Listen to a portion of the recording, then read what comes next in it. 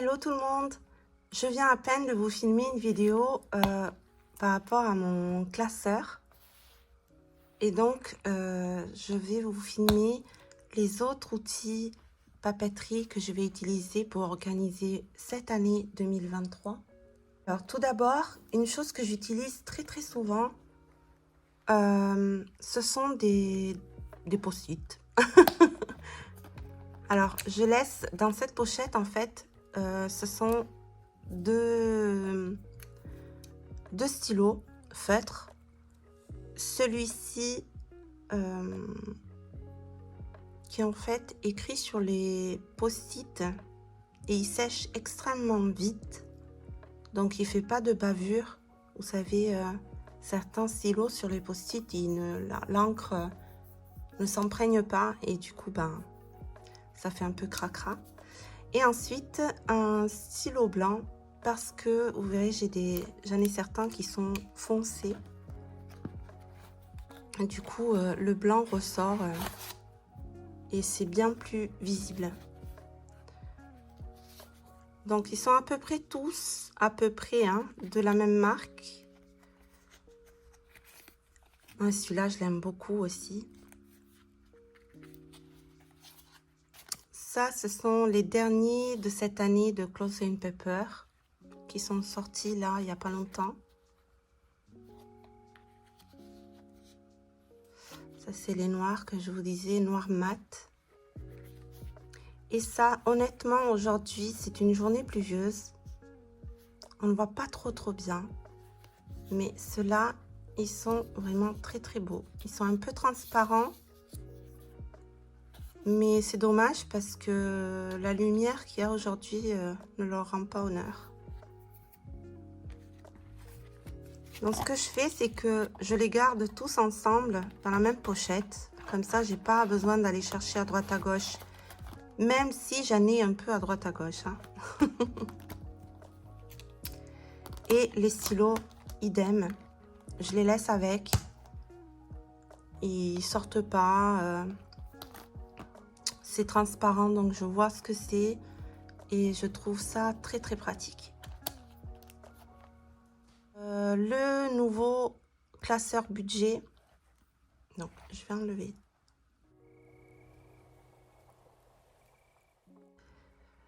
C'est lui aussi également un Clothes & Paper, mais vous en avez des comme ça, même sur Amazon à pas cher ou dans toutes les papeteries, honnêtement.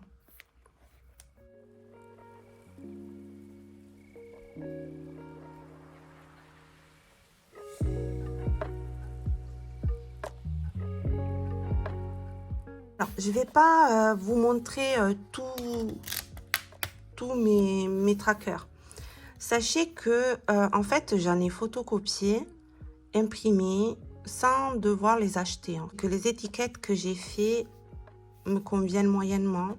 Donc, je vais voir si avec l'appareil que j'ai acheté, je vais pouvoir en faire des plus jolies, des transparentes, etc. Donc ça, c'est les enveloppes. Hein. Il y en a qui sont pas appelées comme je les ai listées sur les trackers.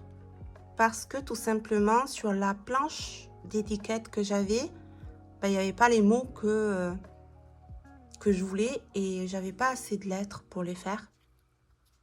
Donc j'ai mis celle qu'il y avait. Là, en général, je l'appelle trésorerie, mais là, c'est épargne. Donc là, c'est des bonus pour le voyage. Il m'en manque une parce que je l'ai mis dans mon porte-monnaie.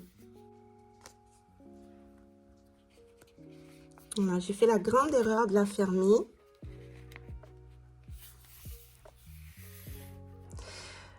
Donc, en fait, ce sont 3 enveloppes bonus. C'est pour partir. Voilà, là, on sait qu'on va partir une semaine, presque un gros week-end à Paris. Voilà. Ça, c'est pour les vacances de Pâques et les vacances d'été. Pas sur cette enveloppe-là parce que c'est sûr, je la garde surtout pour les week-ends en camping-car. Vous voyez là, j'ai écrit ce que je viens de vous dire, c'est-à-dire il y a les 10 catégories, les 3 enveloppes bonus et une enveloppe qui est dans mon planeur et qui est le défi 52 semaines. Voilà, je fais que ça. Donc là, je dois recopier des notes que j'avais prises sur le bloc-notes, justement. Voilà.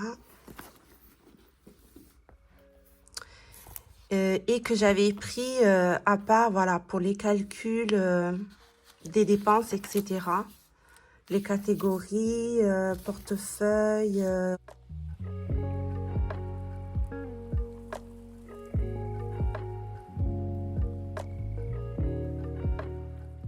Voilà pour le classeur budget.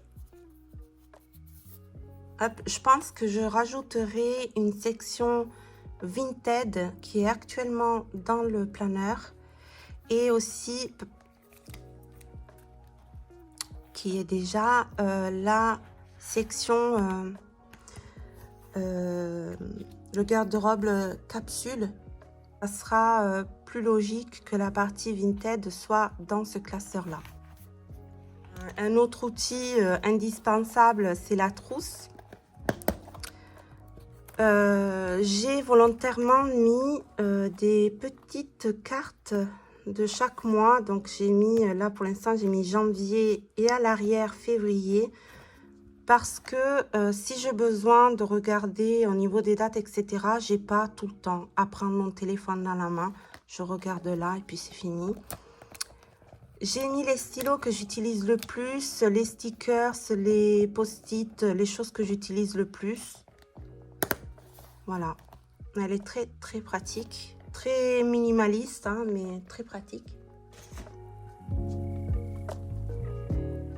Un achat dont je suis très, très, très contente, c'est le notebook de Midori. C'est une marque que j'affectionne parce qu'elle est hyper simple, mais c'est vrai que je me suis toujours tournée vers Obonichi, etc. Et cette année, j'ai décidé de prendre le Midori. Et je ne regrette, mais pas du tout.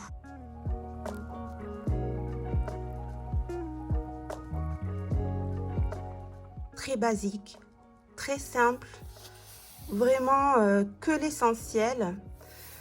Je l'ai débuté en janvier, donc décembre est vide. Là, je vais un peu passer les mois qui sont chargés pour des raisons de confidentialité. Et en fait, pour chaque mois, j'ai mis un tout petit sticker noir. Et je trouve ça trop joli. Bon, après, chacun ses goûts. Mais je trouvais que ça se mariait bien.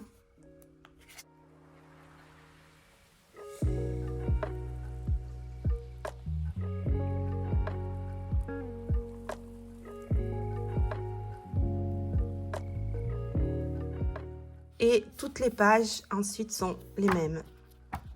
Voilà, c'est-à-dire qu'elles ont une partie pour la date. Enfin, en tout cas, c'est comme ça que moi je l'organise. La date. Là, vous avez des petits points pour... moi, je mets les objectifs du jour. Là, vous avez de 8h à minuit. Donc, tout ce que vous avez à faire dans votre journée. Des tâches, des menus. Là, vous pouvez, je rajoute un peu tout. Et là, c'est la partie perso où je vais, si j'ai envie d'écrire, de noter des choses, des souvenirs, etc., etc. Ça me laisse des fois de le décorer un peu avec un stickers. Voilà, ça, c'est moi qui l'ai rajouté. Donc, je passe vite fait parce que c'est assez personnel et voilà.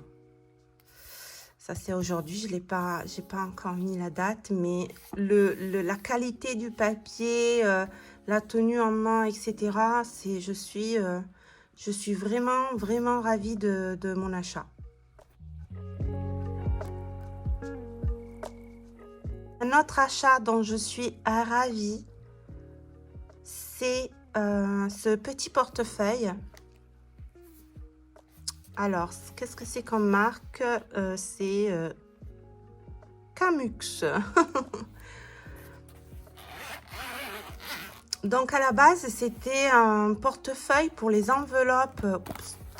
Un portefeuille pour les enveloppes budget. Et donc, que j'utilise d'ailleurs pour ça, puisque moi aussi j'ai mes petites enveloppes budget, vous voyez, courses, essence, transport. Là, j'ai mis mes papiers, là, j'ai mis divers, etc. Et qui, comme tout portefeuille, porte-carte, voilà. Mais du coup, je peux glisser mon Obonichi qui y rentre pile poil sans être trop écrasé. Il y a le petit truc pour le stylo. Et du coup, pour moi, ça a été un régal. Et en fait, ça, c'est celui que je vais utiliser et que je vais amener un peu partout. Donc là, là, je me suis organisée pour les vacances. Je traque aussi les poubelles vertes, les poubelles jaunes, puisque j'essaye d'en faire le moins possible. Là, avec Noël, ça a été, ça a été impossible. Là, j'ai fait du caca boudin. Je vais le passer. Voilà, je note les anniversaires, tout ça, tout ça. Et ensuite, pareillement, je note les rendez-vous. Et en fait, je l'utilise substantiellement pour les menus, car je fais les menus à l'avance. Je fais énormément d'économies et vraiment, c'est un atout pour qui fait les enveloppes budget, etc.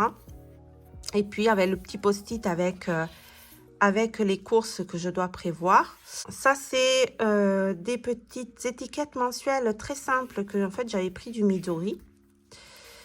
Voilà, ça c'est les idées cadeaux. Là, j'ai pas encore rempli, mis à part les 100. Alors, mes 100, ce sont les choses que j'ai envie de faire avant 2024. Ça touche tout et n'importe quel domaine. Voilà, je suis très, très satisfaite de cet achat également. En fait, sur Etsy, j'avais acheté dans le même esprit, comme ça, une housse zippée. Parce qu'avant, j'en avais une qui était une mot terme, mais qui se fermait que par un bouton. Donc, j'avais toujours peur de perdre quelque chose. Et là, avec cette forme zippée, je suis rassurée. Et puis, quand j'ai passé la commande sur Etsy, je me suis rendu compte que le produit allait arriver fin janvier, début février. J'étais dégoûtée.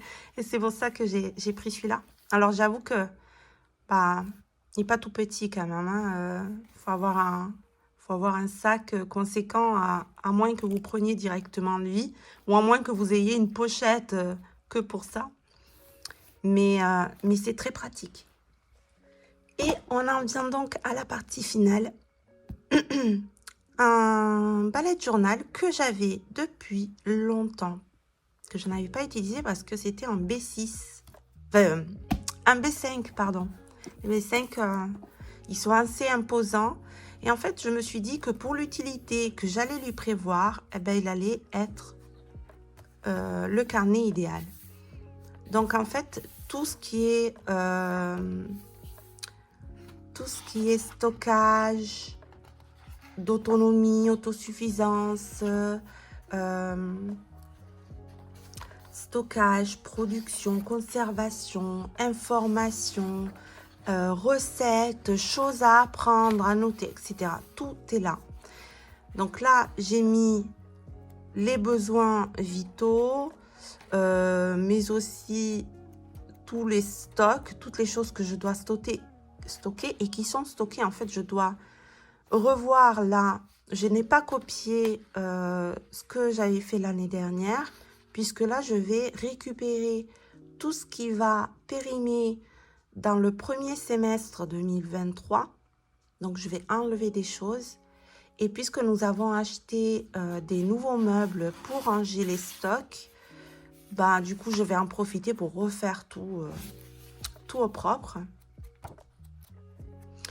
Et ensuite, il y a la partie... Donc là, j'ai tout listé. Hein. Normalement, j'ai pas de rajout à faire puisque j'ai laissé la place aussi pour chaque pièce de la maison, les travaux à prévoir, etc. Et ensuite, là, les choses que je dois faire dans le potager. Et là, ça va suivre. Parce que mine de rien, on dit qu'en mois de janvier, il n'y a pas grand-chose à faire. Et pourtant, là, je m'occupe de mes épinards, de mes betteraves, de mes choux. Alors, mes choux que je croyais que c'était des brocolis, mais non. Et je viens de semer, enfin, je les ai semés en décembre, mais là, elles sont en train de sortir. Les mange tout. Si vous connaissez, c'est... Et c'est pour si vous ne connaissez pas, ben renseignez-vous, c'est très très bon. Et voilà, ben, j'espère que la vidéo vous a plu. La prochaine va être sûrement sur budget et une autre sur l'autonomie. Je ne sais pas trop l'ordre chronologique. Je vous souhaite une très belle journée. Ciao!